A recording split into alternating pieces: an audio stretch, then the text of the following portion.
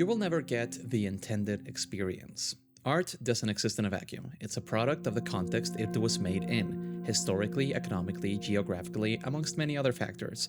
But art cannot exist without first being perceived, and two perspectives are never equal. How do you play your video games? Sitting down on a couch with a controller? On a desk with keyboard and mouse? Do you play on Xbox, Switch, PlayStation, or PC? Perhaps you have a PC handheld like the ROG Ally or the Steam Deck?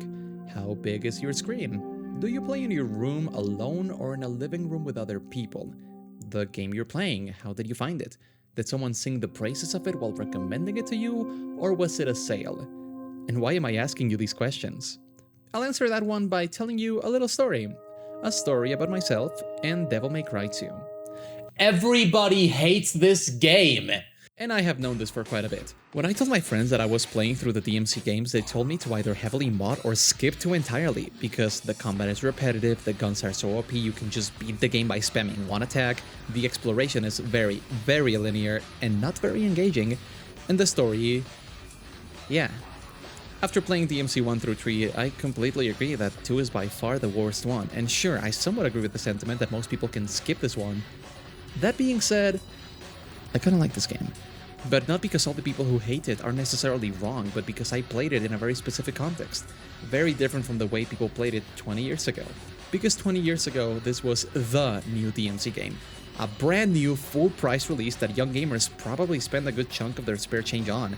If you were a kid in the early 2000s, you probably only got a few games a year, so every single one had to be worth it. Now imagine being excited for a sequel to a game you really like, only for it to be a disappointment. That's gonna heavily influence how you feel about it. But that was not my experience. I bought this game as part of the Devil May Cry collection on Steam, and the collection itself I bought on a franchise bundle that also included DMC 4 and 5. In total, I paid around $15 on a sale, so the average price I paid per game was $3, which means that if one of them is bad, it's not a huge deal, so I don't feel like I needed to play all of them to get my money's worth. And then, sure, the game is everything I mentioned before, but the way I experienced it makes it so I'm not really in a position to hate it. To me, it was a fun little distraction that I beat in like 2 days and then moved on to a game that was way better. For the old school DMC fans, this is the black sheep of their favorite franchise. For me, it's just that game I played that time while on a Discord call. But the game itself is unchanged. Me and those people played through the same levels with the same characters and watched the same story, but simply because of having different factors surrounding the exact same game, I have a takeaway that a lot of people would consider blasphemy. But that's simply my experience. I can never have the intended experience because that time has passed, so I can only speak from my own experience, since that's the only one that I have. Something similar happened when I played Doki Doki Literature Club. It was impossible for me to play this in 2026 without knowing basically all of the main spoilers about it. There's an idyllic reality in which someone went into Steam and purchased Doki Doki Literature Club expecting anime whimsy. Or is there? Because even when you go and buy the game, the store page itself tells you that there's freaky stuff here, and the game gives you a content warning, so your guard is gonna be up while playing it anyway.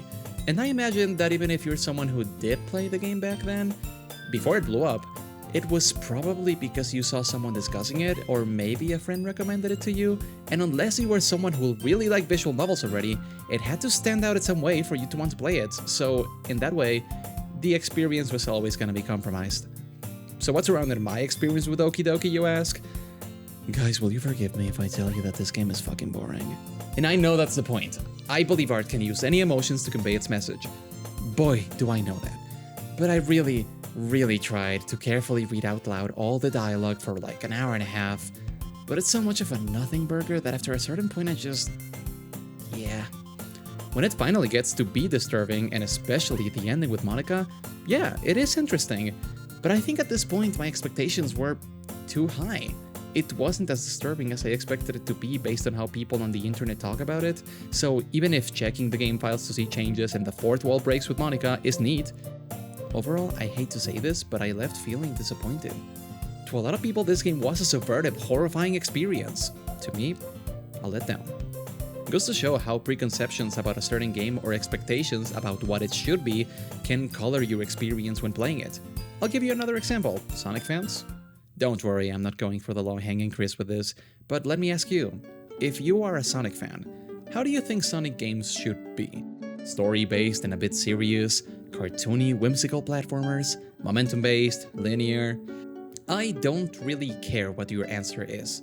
What I'm getting to is that these are discussions that fans of Sonic the Hedgehog are very passionate about, and if you were to ask them what was their first Sonic game, some things might start to make sense. Those who started with the GameCube releases like Adventure 2 and Heroes tend to favor the more story-based experiences where you see the characters interact and develop the plot. Older Sonic fans that grew up with the Genesis tend to favor the skill mastery of those 2D titles and would like to see games that favor that kind of gameplay, games where the story takes more of a backseat like Sonic Generations. What this means is that for different Sonic fans, there are different ideals of how their games should be, and whenever a new release seems to either stray away from or appeal to the things they like, that greatly affects how the game is perceived, with some sections of the fandom praising aspects like character work and cinematic moment and the plot, and others lamenting how the game seemed to lack the evolution in gameplay they were expecting after Forces. But there are so many factors that can very easily influence how you experience a game. If you play a shooter, do you play with a controller or mouse and keyboard? Because a mouse is way more accurate for shooting than sticks, so aiming will be leagues easier. So the input type you used has a tremendous impact on your experience. Or what if your TV or monitor isn't that great, and you're playing a horror game with dark hallways and a moody setting? But you won't see that if everything is washed out, and sometimes games like this will have things like puzzles that require you to pay attention to your environment. But if your display is bad, or if you have some kind of visual impairment, things like this will suddenly become unintended roadblocks. When Mr. X chases you in Resident Evil 2 Remake, he has a theme song that accompanies him and starts playing when he enters a room. But also you can hear his heavy footsteps if he's close by, but not in the same room. A friend of mine who is deaf played this game recently, and naturally, they couldn't take advantage of this sound-based mechanic, meaning that the same experience that was curated to generate fear and tension in most people, for them, it was a source of frustration since they had to avoid an enemy that gave no signals of his presence until it was too late. Some people, myself included, like to screen share their games to friends while they play them, or just be on a Discord call as they play, which also changes how you approach a game, because it goes from being your main focus to being a distraction, and there are many things that might make someone give less importance to a certain game.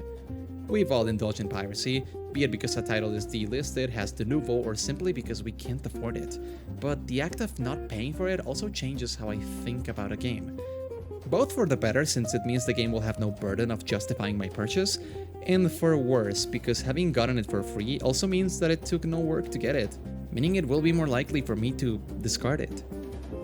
In the current market, retro games are rarely sold separately. If you want to play the Mega Man X games on, let's say, the Nintendo Switch, your only choice is to buy the Mega Man X collections, which bundle them into 1 or 2 packages, with some extra content for added value. Other SNES games are most commonly found in the Nintendo Switch Online app, offered as bonuses with your Switch Online subscription. This goes back to what I said before. The way that retro games are sold nowadays presents them as add-ons or something that you need a lot of to get value, which is a whole nother topic that might deserve more coverage.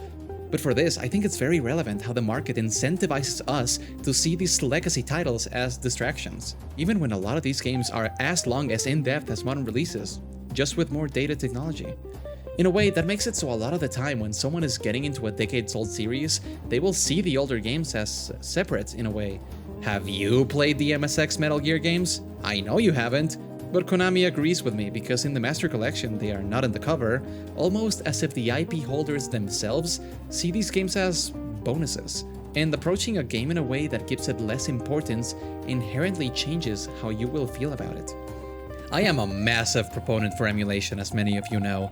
And when I was telling you to just emulate, I made the point that yes, you will have a different experience when compared to original hardware, but I also said you'll have a better one thanks to the quality of life improvements emulation provides.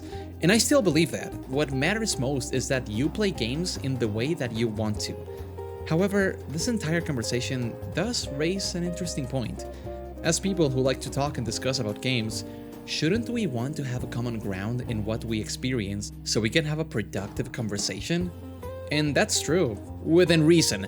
For example, someone who played the remake of Resident Evil 4 can't really discuss it in the same terms with someone who played the original.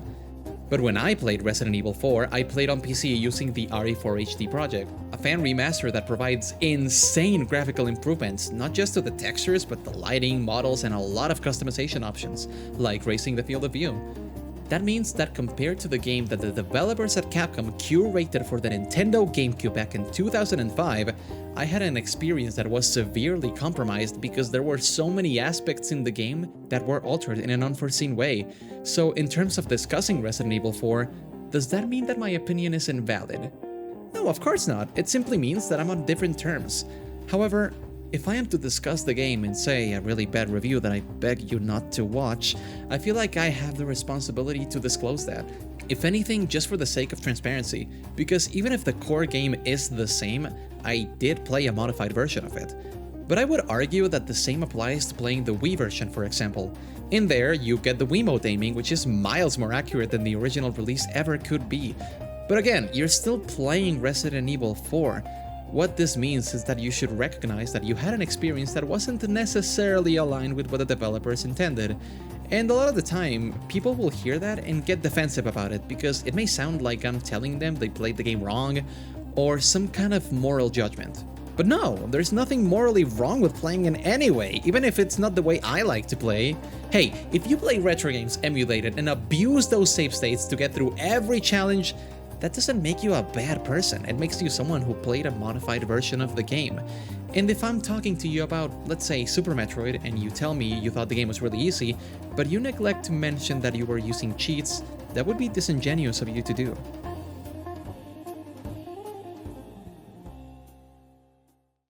So, now what? What's the conclusion, you might be asking? Because this seems like a big justification of me just saying that, duh, experiences are subjective, and yeah, they are. But there are also very real, tangible factors, be it within or outside your control, that will affect how you perceive a game.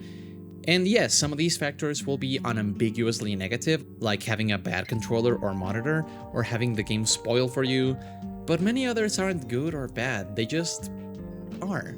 And I see a lot of people resenting or resisting this. Like, no, I want to play an original hardware on a CRT with the lights off because that is what Papa Kojima wanted! And hey, there's nothing bad with wanting to have an experience close to the original release. But you shouldn't see that as a requirement. The same way that watching a movie in your TV doesn't mean you watched it any less than someone who watched it on theaters. Yeah, theaters is ideal, but not a necessity. And if you have a dedicated movie room with 7.1 sound in your home, well, that sounds like a hell of an experience. It's the same with games. Emulation, playing on easy mode, texture packs, things like that do change how you experience and perceive the game. But if you enjoy that experience, then go for it. Because why would you want to have the same experience as anybody else? A game can only mean to you what it means to you. So maybe there is a perfected, intended experience in the realm of ideas. But in my humble opinion, what matters much more is your own experience. Because that's the one that I'll be interested to hear. Good night.